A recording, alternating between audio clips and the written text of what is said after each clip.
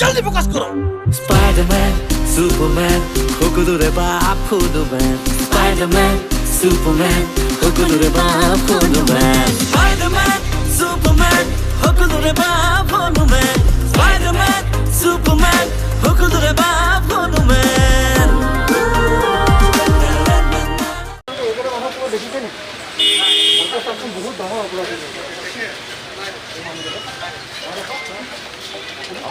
এই মানুহকেইটা কোনোবা দেখিছে নেকি এতিয়ালৈ এই অপৰাধীকেইটা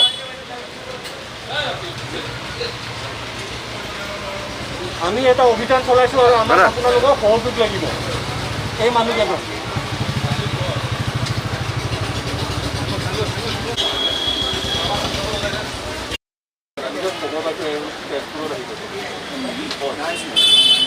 আপোনালোকে যদি গম পায় কাইণ্ডলি আমাক জনাই দিব আপুনি ফটো লৈ অফ মাৰ্ডাৰ হওক গোটেইখিনিৰ লগত একেটা ধৰিব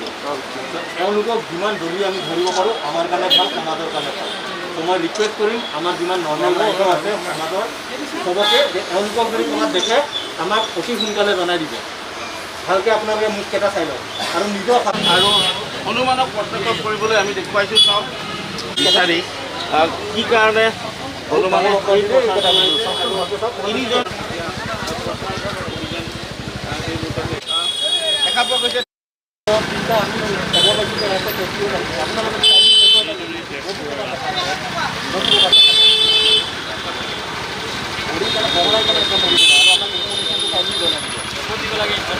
আপোনালোকে পাই যাব ইনষ্টাগ্ৰামতো পাই যাব ইউটিউবতো পাই যাব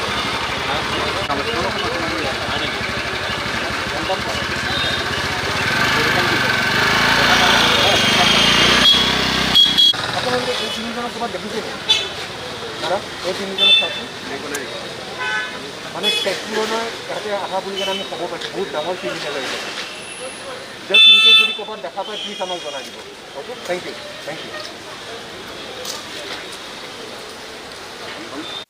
এই তিনি অপৰাধীক বিচাৰি কেনে আজি অভিযানটো চলোৱা হৈছে আমি ৰাতিপুৱা আজি খবৰ পাইছিলোঁ যে এওঁলোক তেজপুৰত উপস্থিত হৈছে বুলি কেনে চ' আমি হাতাহাৰিয়ে একদম দৌৰা দৌৰিকৈ ইয়ালৈ আহি পাই কেনে এতিয়া অভিযান চলাই দিছোঁ বাইক লৈ আহি পাইছোঁ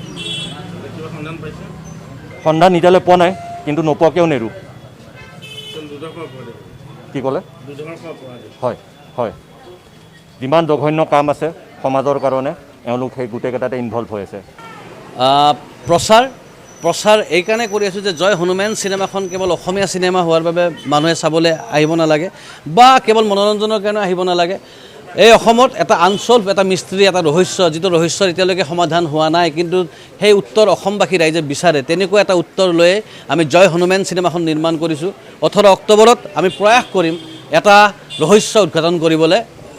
গোটেই অসম জোকাৰি যোৱা গোটেই অসমৰ মানুহে জনা এটা সত্য ঘটনাৰ আধাৰতে নিৰ্মাণ কৰা হৈছে জয় হনুমান নিজেও শুনি আছোঁ কেৱল এটা কথাই কওঁ যে সকলো কথা আমি এই মুহূৰ্ততে কোৱাটো চাগে ভুল হ'ব কাৰণ চিনেমা এখন আহি আছে 18 অক্টোবৰ ৰাইজে দেখিবই কিন্তু মই বাৰে বাৰে কৈ আছোঁ যে এটা সত্য ঘটনাৰ আধাৰতে এই চিনেমাখন নিৰ্মাণ কৰা হৈছে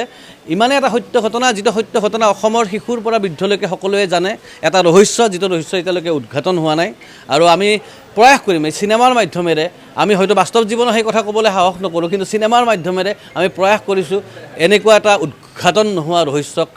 উন্মোচন কৰিবৰ কাৰণে